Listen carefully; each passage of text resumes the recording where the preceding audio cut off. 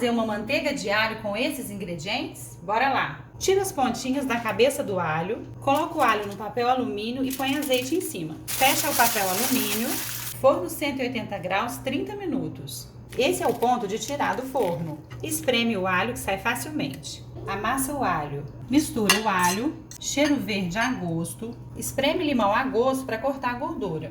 Incorpora tudo na margarina ou manteiga. Se você escolher manteiga, deixe em temperatura ambiente para misturar. Coloque sal se precisar, conserva na geladeira ou no freezer. E esse é o resultado.